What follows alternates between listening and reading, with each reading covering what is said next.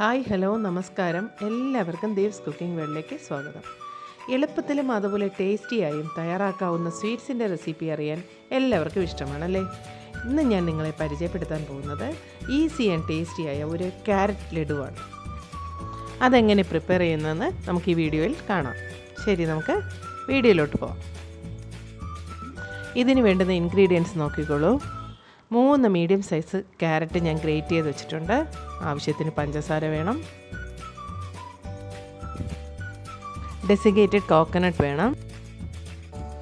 ആവശ്യത്തിന് നെയ്യ് വേണം.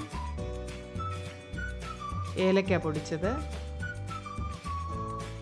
കണ്ടൻസ് മിൽക്ക് 1/2 കപ്പ്, പിന്നെ നട്ട്സും കിസ്മിസും. ശരി, ഇതിൻ്റെ പ്രിപ്പറേഷൻ നോക്കിക്കോളൂ. ഞാനൊരു പാന് ചൂടാക്കാൻ വെച്ചിട്ടുണ്ട്. എന്നിട്ട് നമുക്ക് ഒരു 2 ടേബിൾ സ്പൂൺ നെയ്യ് ചേർത്ത് കൊടുക്കാം. എന്നിട്ട് ഞാൻ കിസ്മിസ് ഇട്ട് കൊടുത്തു. അതിനൊന്ന് മൂപ്പിച്ചെടുക്കണം.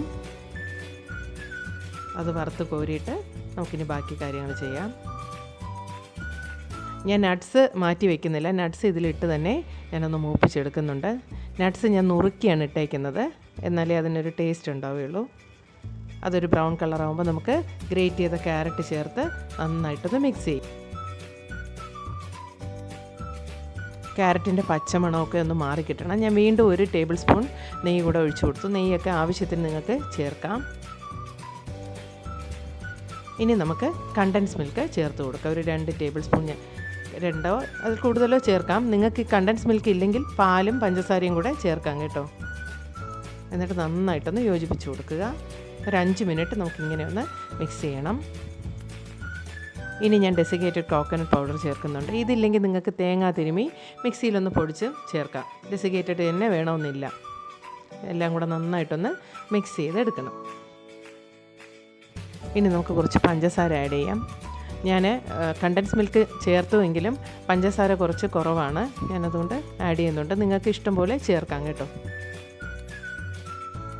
പഞ്ചസാര ഇടുമ്പോൾ ഇതൊന്ന് ലൂസാകും. അത് കട്ടിയാകുന്നവരെ നമ്മൾ മിക്സ് ചെയ്തുകൊണ്ടിരിക്കണം. ചെറു തീയിൽ തന്നെ ചെയ്യുക. നമ്മുടെ ക്യാരറ്റ് ലഡു ഇവിടെ ഏകദേശം റെഡിയായി വരുന്നുണ്ട്. നമുക്കിനി ഇതിനൊരു ഫ്ലേവറിന് വേണ്ടി കുറച്ച് ഏലക്കപ്പൊടി കൂടെ ചേർത്ത് കൊടുക്കാം.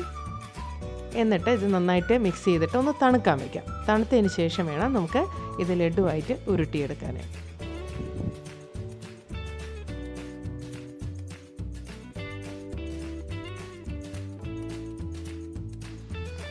ഇത് നന്നായി തണുത്തിട്ടുണ്ട്. നമുക്കിനി അത് ലഡുവായിട്ട് ഉരുട്ടിയെടുക്കാം. ഒരു കിസ്മിസും കൂടെ നമുക്കതിൽ ചേർത്ത് കൊടുക്കാം, ഒരു ഭംഗിക്ക് വേണ്ടിയിട്ട്. നമുക്കിനി ഒരു പ്ലേറ്റിലോട്ട് ഇതൊക്കെ മാറ്റാം. നമ്മുടെ അടിപൊളി ലഡു ഇവിടെ തയ്യാറായിട്ടുണ്ട്. വീട്ടിൽ പെട്ടെന്നൊരു ഗസ്റ്റ് വരുമ്പോൾ 10 മിനിറ്റിനുള്ളിൽ തയ്യാറാക്കാവുന്ന ഒരു സ്വീറ്റാണിത്. കുട്ടികൾക്കും മുതിർന്നവർക്കും ഒരുപോലെ ഇഷ്ടമാകുന്ന ഒരു സ്വീറ്റാണ്. ഇത് നിങ്ങൾ തീർച്ചയായും ട്രൈ ചെയ്യുമല്ലോ. എൻ്റെ വീഡിയോസിനെ കുറിച്ചുള്ള അഭിപ്രായങ്ങൾ നിങ്ങൾ കമൻറ്റ് ബോക്സിലിടുക. നിങ്ങൾക്ക് എൻ്റെ വീഡിയോ ഇഷ്ടമായെങ്കിൽ ഈ ചാനൽ സബ്സ്ക്രൈബ് ചെയ്യുക, ഷെയർ ചെയ്യുക, ലൈക്ക് ചെയ്യുക, ബെല്ലൈക്കൺ കൂടെ പ്രസ് ചെയ്യുക. ഇനിയും കൂടുതൽ വീഡിയോസ് നിങ്ങൾക്ക് വേണ്ടി കാത്തിരിക്കുന്നുണ്ട്. പുതിയൊരു വീഡിയോയുമായി നമുക്ക് വീണ്ടും കാണാം. Till then, good bye.